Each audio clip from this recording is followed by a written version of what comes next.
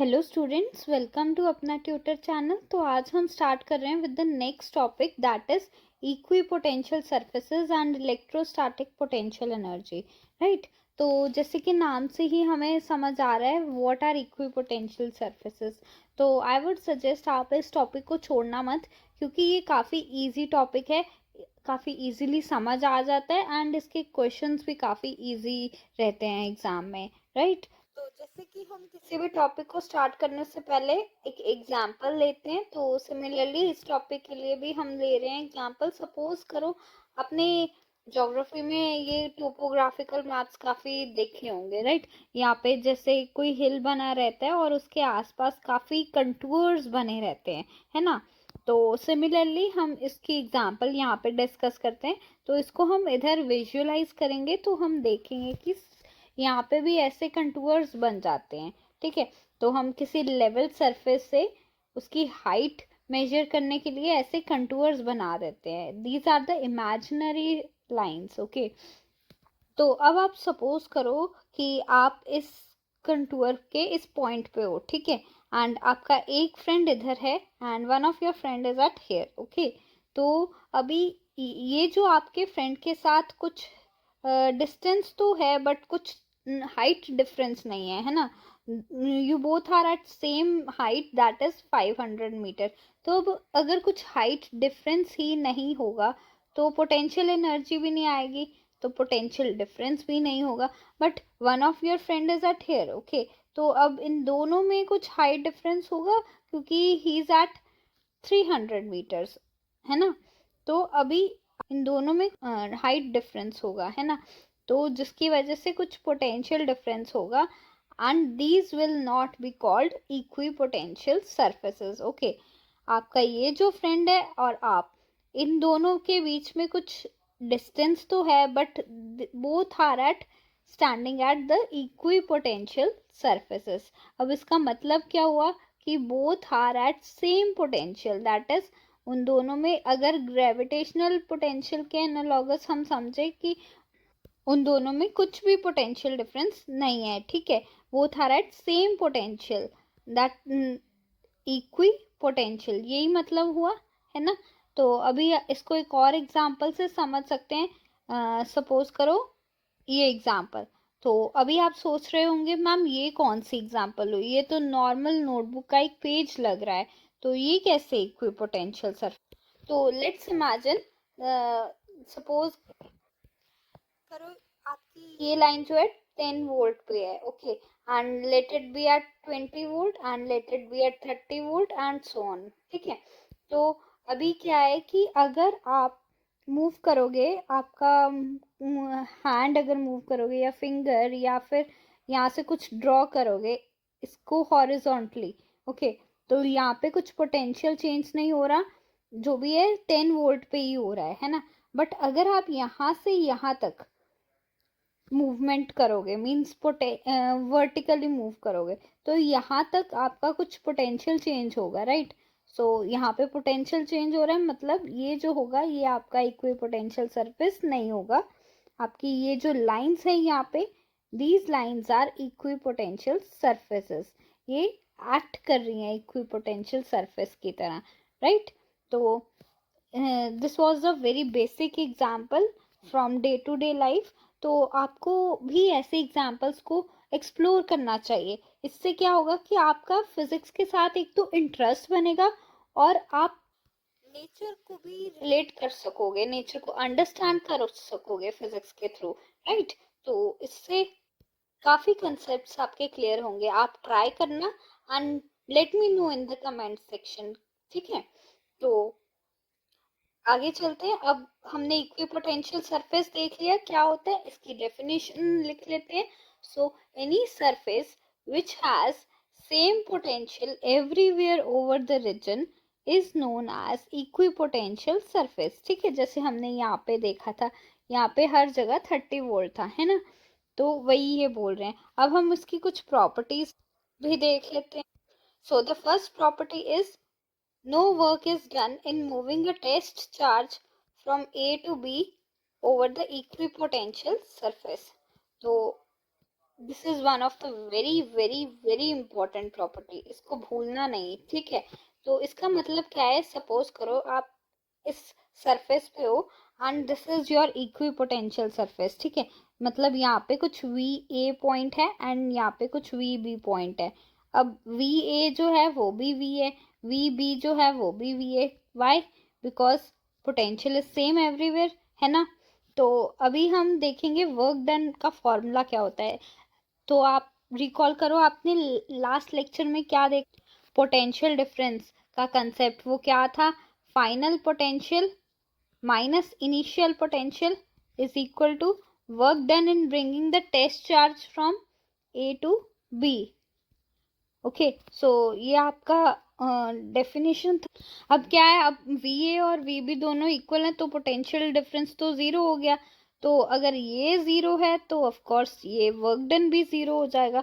सो हम बोल सकते हैं कि जब भी इक्वी पोटेंशियल सरफेस पे हम मूव कर रहे हैं, मतलब अगर आप हिल के एक कंटूर पे मूव कर रहे हो तो आप फिजिक्स के अकॉर्डिंग कोई वर्क नहीं कर रहे हो if you are moving on the equipotential surface, right.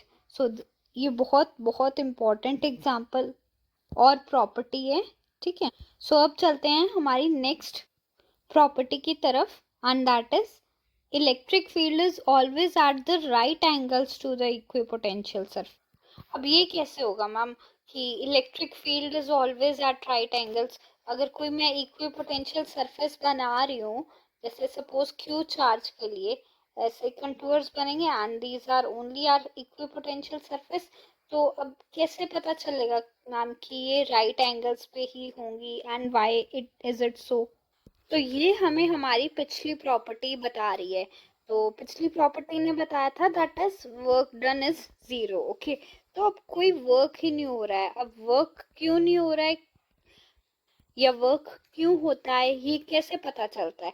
तो अगर हम किसी भी पॉइंट चार्ज या किसी भी ऑब्जेक्ट पे फोर्स अप्लाई करते हैं और उस फोर्स की वजह से कुछ उसमें मूवमेंट होती है, मतलब फोर्स की वजह से कुछ वो मूव कर जाता है, तो इन दोनों को मिला के ही वर्क का कंसेप्ट आता है, राइट। तो इसीलिए हम यहाँ भी बोल सकते हैं अगर वर्क डन जीरो है, मतलब हमारा एफ डी एल ऐसे मैं लिख सकती हूँ वो जीरो हो गया। अब मैं एफ को क्या लिखूंगी, क्यू इंटू ई, क्योंकि यहाँ पे जो भी फोर्सेस लग रही हैं that is due to the electric field, right.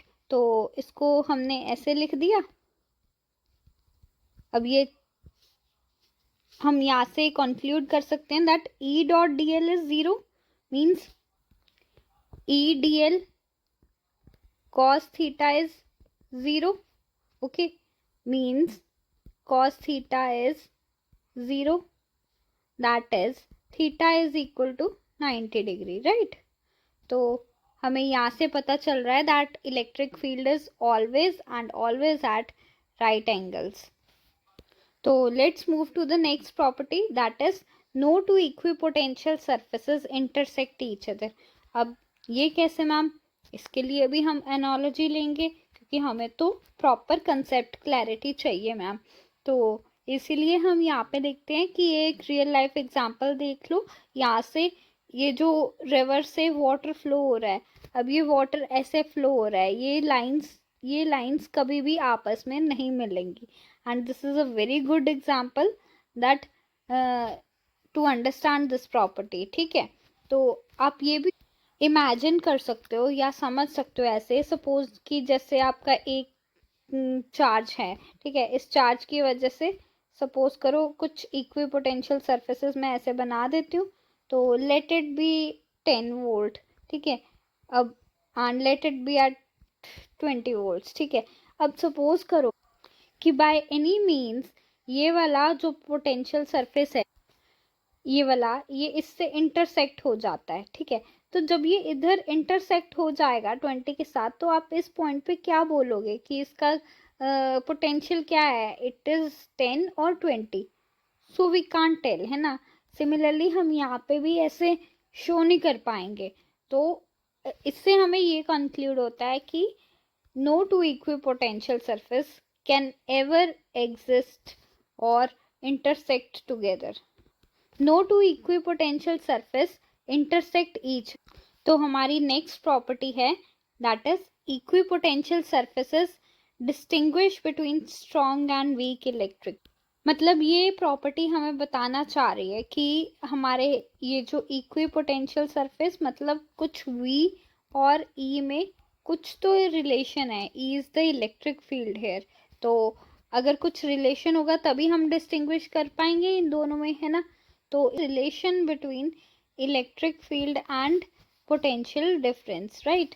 तो ये हम देखते हैं अभी।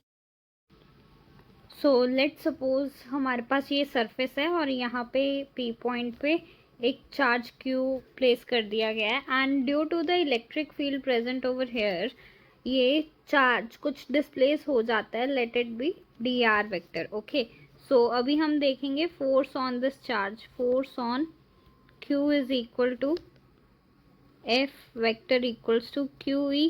ठीक है, इतनी फोर्स लगेगी due to electric field.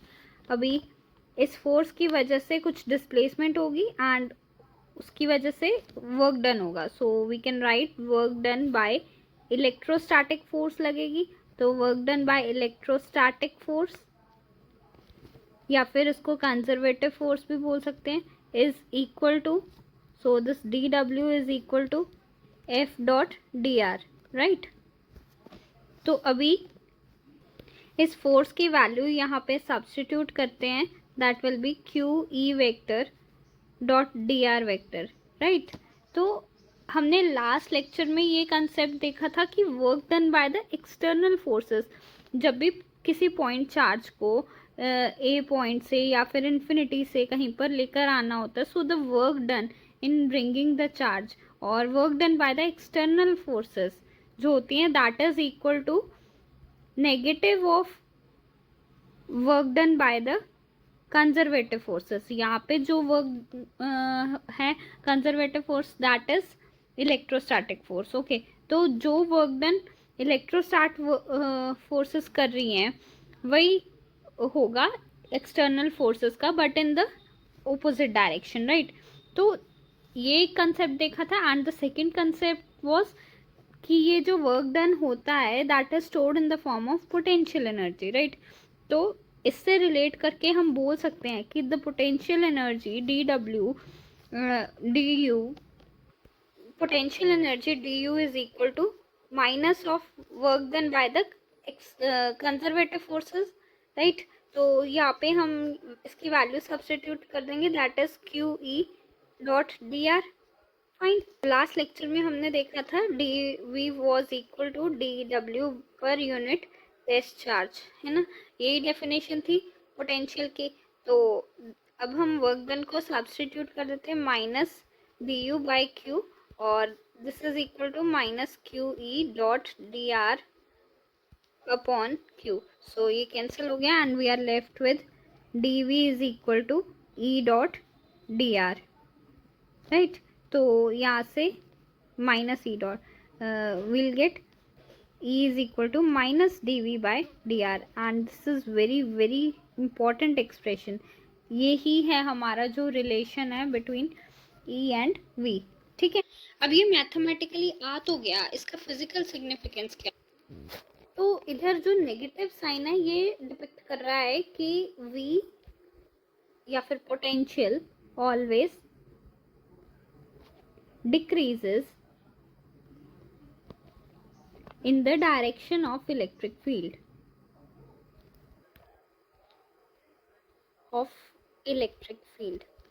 right। तो इसको हम एक एग्जांपल से भी समझ सकते हैं। सपोज करते हैं हमारे पास इस रीजन में कुछ इलेक्ट्रिक फील्ड है, right. So this is the electric field region and यहाँ पे एक A पॉइंट है एंड यहाँ पे एक B पॉइंट है, ठीक है। तो हमें A पॉइंट से किसी चार्ज को B पॉइंट पे डिस्प्लेस करना है। तो let's suppose it to be distance D between the two, ठीक है। और ये इलेक्ट्रिक फील्ड है। तो क्या होगा जब भी हम चार्ज को मूव करेंगे फ्रॉम A टू B, तो क्या होगा dv is equals to minus E dot dr।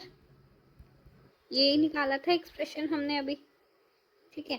तो अभी हम देखते हैं ये जो इलेक्ट्रिक फील्ड की डायरेक्शन इधर है एंड जो डिस्प्लेसमेंट हो रही है वो ए से बी जा रही है ना, मतलब ये जो डिस्प्लेसमेंट हो रही है that is from A to B, तो दोनों की सेम डायरेक्शन है, so we can say that E D R cos zero, angle दोनों में सेम। ओके, सो यहाँ से हम अगर इसको इंटीग्रेट कर देते हैं, let us integrate, so it will be from VA to VB and this is equal to A to B. Okay, so this is VB minus VA equals to E, और इन दोनों में डिस्टेंस जो है A B minus A that is D. ठीक है, तो also ये negative sign भी है, तो अभी हम बोल सकते हैं V B minus V A is less than zero.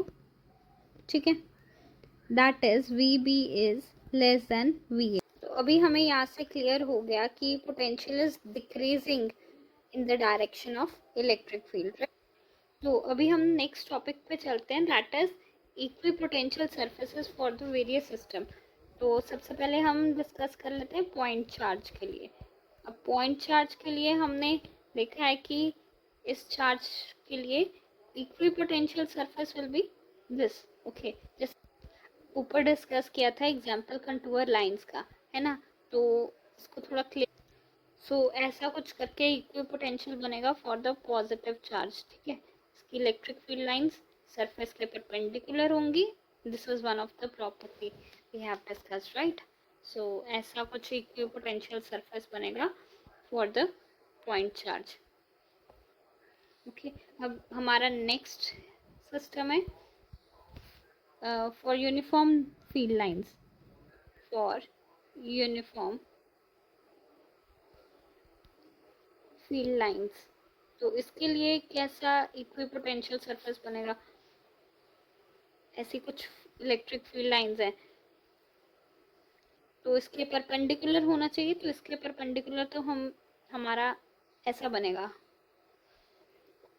तो हम इसको ऐसे ड्रॉ कर लेंगे कुछ प्लेनर सरफेस ऐसे करके, राइट। तो ये हमारा प्लेन सरफेसेस ऐसे बन जाएंगे। और हम नेक्स्ट देखते हैं फॉर सिस्टम ऑफ चार्जेस।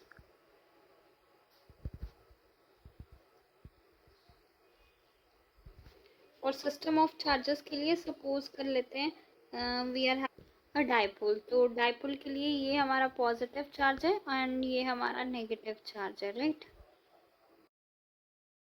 तो सबसे पहले तो हम फील्ड लाइंस ड्रॉ कर लेते हैं, ठीक है, क्योंकि हमने प्रॉपर्टीज देखी थी फील्ड लाइंस के परपेंडिकुलर होना चाहिए हमारा इक्विपोटेंशियल सरफेस। सेकेंड प्रॉपर्टी थी कि वो दोनों इक्विपोटेंशियल सरफेसेस नेवर इंटरसेक्ट। ठीक है, ये दोनों पॉइंट्स ध्यान रखने जब भी आपको कहीं भी कोई भी इक्विपोटेंशियल सरफेस बनाना पड़ता है। तो सबसे पहले हम ये इलेक्ट्रिक फील्ड लाइंस बना लेते हैं। सो फील्ड लाइंस ऐसे बनेंगी कुछ, ठीक है, ये positive to negative like this, और यहाँ से ऐसे आउटवर्ड्स और इधर से इनवर्ड्स एंड सो ऑन, इधर भी बना लेते हैं, मीन्स ऐसे फील्ड लाइंस बनेंगी। तो अभी क्या होगा, यहाँ पे हमारा एक इक्विपोटेंशियल सरफेस बनेगा। So let me draw it with another colour. So एक इक्विपोटेंशियल सरफेस ऐसा बनेगा, अनरेस्ट सरफेसेस जो होंगे वो ऐसे बनेंगे, ये इसके परपेंडिकुलर होगा, फिर इसके ऐसे, दे शुड बी परपेंडिकुलर, जो हमारी फर्स्ट प्रॉपर्टी थी। एंड सेकेंडली कि ये इंटरसेक्ट नहीं करने चाहिए, तो ऐसे एक और बन जाएगा हमारे पास। ओके, सो ऐसे एक और बन जाएगा। तो दीज आर इक्विपोटेंशियल सरफेसेस, ठीक है। ठीक है, सिमिलरली इधर ऐसा कुछ बन जाएगा इक्विपोटेंशियल सरफेस। तो बस हमें ये दोनों प्रॉपर्टीज ध्यान में रखनी है इक्विपोटेंशियल सरफेसेस बनाने के लिए। सो अब हम जल्दी से ओवरव्यू ले लेते हैं हमारे लेक्चर का। तो सबसे पहले हमने लेक्चर की स्टार्टिंग में देखा था कि व्हाट आर इक्विपोटेंशियल सरफेसेस, और फिर हमने स्टडी किया था कि व्हाट आर इट्स प्रॉपर्टीज। सो पहली प्रॉपर्टी थी कि हमें कोई वर्क नहीं करना पड़ता when we are moving along the equipotential surface. Okay, and second property थी कि equipotential surfaces are always perpendicular to electric field. And third हमने देखा था कि दे नेवर इंटरसेक्ट। और जो इक्विपोटेंशियल सरफेस की लास्ट प्रॉपर्टी थी दैट वाज कि potential is decreasing along the direction of electric field. ठीक है, तो ये कुछ 4 प्रॉपर्टीज हमने स्टडी की थी। एंड फिर हमने इक्विपोटेंशियल सरफेसेस ड्रॉ किए थे due to different charge systems, right. तो अब हम यहीं तक पढ़ेंगे and in the next lecture we'll start with next topic that is electrostatic potential energy, right. तो till then keep learning, all the best.